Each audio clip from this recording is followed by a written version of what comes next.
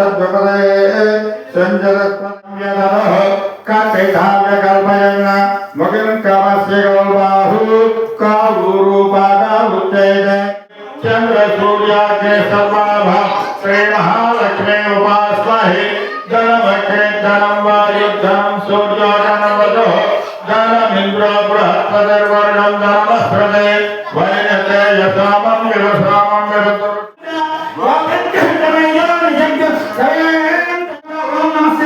అనుకుంటున్నా పూలు ఉంటే పూలు అక్షరం ఉంటే అక్షరం పూజ చేయండి. సంస్కృతి అష్టోత్తరం చెప్తారు. ఓం నమః శివాయ అనుకోండి. శ్రీమాత్రే ఆయనకి స్వాగతం చెప్తున్నాం. ఆయన ఆశ్రమానికి కనెక్ట్ అయిన విషయం ఒక్క నిమిషంలో చెప్తాను. ఆయన ప్రతిరోజు కూడా బొబ్బిలి నుంచి ఇక్కడ మార్నింగ్ వాక్ అని ఈ ప్రాంగణంలోకి వస్తుంటారు రోజును.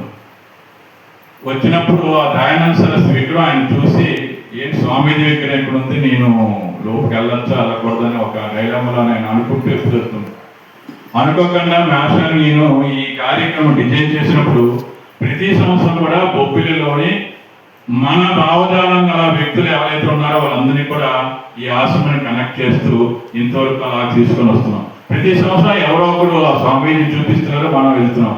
నిజంగా ఆయన వెళ్ళేసరికి ఆయన ఆశ్చర్యపోయి ఈ రోజు నేను తలంచాను, నాకు మీరు వచ్చి ఈ రోజు ఈ కార్యక్రమాలు పిలవాలి అని ఒక ఆనందంతో ఆయన ఈ రోజు మనం ముఖ్య రావడానికి ముఖ్య కారణం.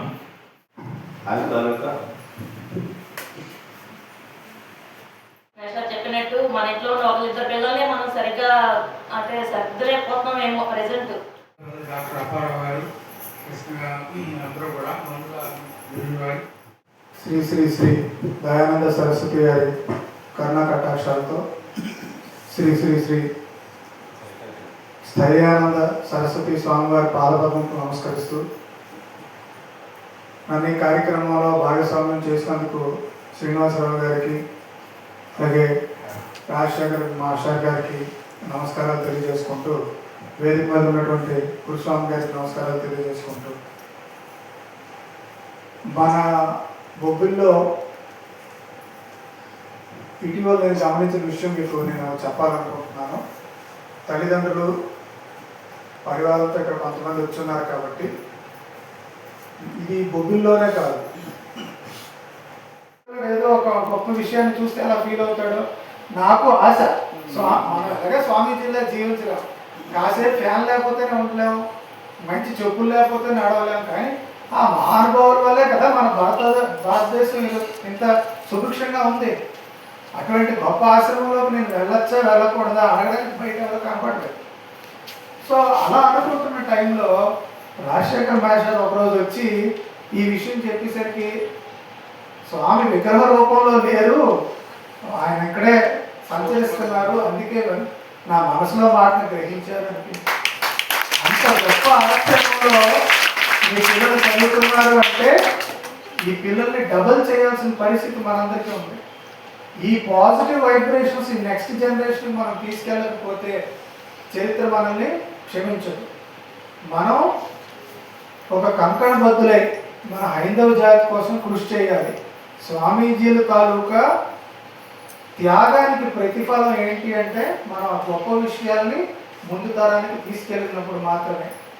స్వామి వివేకానంద చెప్తారు, గొప్ప గొప్ప ఆలోచనలు గొప్ప గొప్ప విషయాలు మనం ప్రవచించినప్పుడు వాటి విలువ కాదట, వాటిని ఆచరించినప్పుడే వాటి విలువ పెరుగుతుందట.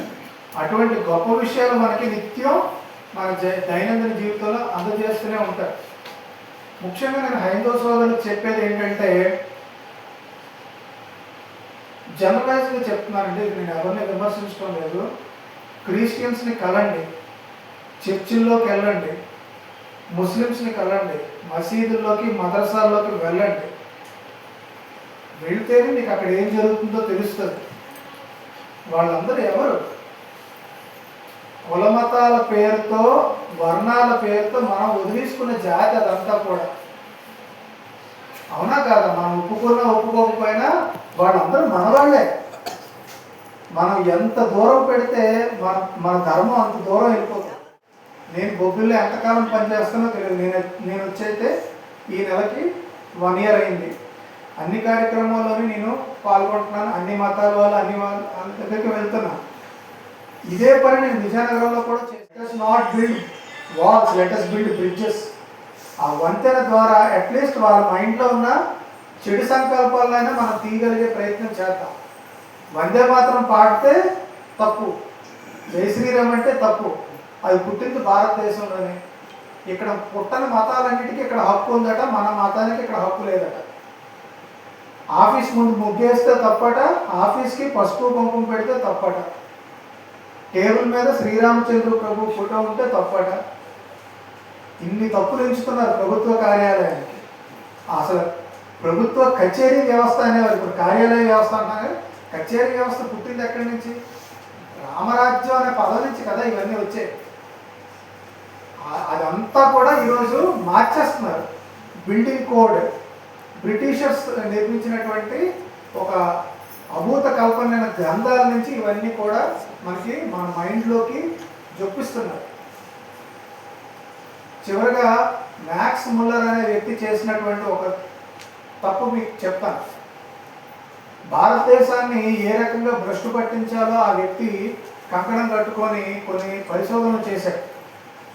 ఆయన చెప్పిందల్లా ఒకటే, భారతదేశంలో ఒక దొంగవాడు, ఒక మోసగారి, ఒక తప్పుడు మనిషి లేడు. భారతదేశాన్ని ఎవరు పాడు చేయలేరు. భారతదేశాన్ని బ్రిటిష్ వాళ్ళు హస్తగతం చేసుకోవాలంటే కల్చర్ని పాడు చేసేయాలి. అదే ఆ కల్చరే మన బ్యాక్ బోన్. ఆ కల్చర్ని మనం పాడు చేసేయాలి అని హితబోధ చేశాడు బ్రిటిష్ పార్లమెంట్లో. ఆయన చెప్పిన దాన్ని అనుసరించి క్లరికల్ సిస్టమ్, అంటే గుమస్తా ఉద్యోగాలకే భారతీయులు పనికొస్తారని ఒక సిస్టమ్, ఐఏఎస్లు అందరూ బ్రిటిషర్స్ కలెక్టర్స్ ఉండాలని ఒక సిస్టమ్ తయారు చేశారు. తర్వాత విద్యా వ్యవస్థ, తెలుగు, సంస్కృతం, మిగిలిన భాషలో ఉండకూడదు. ఇంగ్లీష్ చదివితేనే మీ పిల్లడు మంచోడు, కోటు గూటు సూటు వేస్తేనే గొప్పవాడు అనే ఒక భ్రమ కల్పించారు. ఆ భ్రమలోనే ఇప్పటికీ మనం వెళ్ళిపోతూ ఉన్నాం. అది మనం తగ్గించాలి. అది మన గురుకుల వ్యవస్థ ఏదైతే ఉందో, ఇక్కడ మన ఆశ్రమంలో చూస్తున్న వ్యవస్థ ఏదైతే ఉందో దాంట్లో తిరిగి మన నెక్స్ట్ జనరేషన్ మనం నడిపించిన నాడు మాత్రమే మన దేశాన్ని, మన ధర్మాన్ని మనం రక్షించుకోగలుగుతాం. ఇటువంటి మహానుభావుల సరసన నాకు మాట్లాడి కూర్చునే అవకాశం ఇచ్చినందుకు ఆశ్రమ నిర్వాహకులకి, ఎంతసేపు నా బాధ, నేను స్పీచ్ చెప్పలే, నా బాధ చెప్పాను, అది విన్నందుకు పెద్దలు మీకు తప్పులు ఏమైనా మాట్లాడుతుంటే మన్నించండి.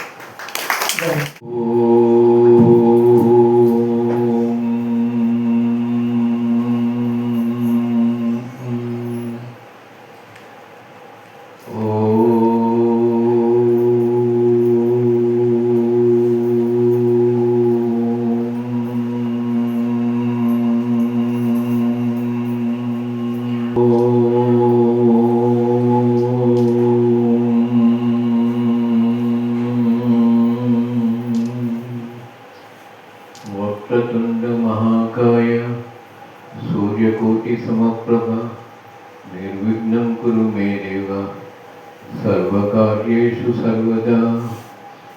గురుర్బ్రహ్మ గురుర్విష్ణు గురుర్దేవో గురుర్విష్ణు గురు సాక్షాత్ పరబ్రహ్మ తస్మై శ్రీ గురవే నమః. సరస్వతి నమస్తుభ్యం వరదే కామరూపిణి విద్యార్థిర్భవతు మే సదా.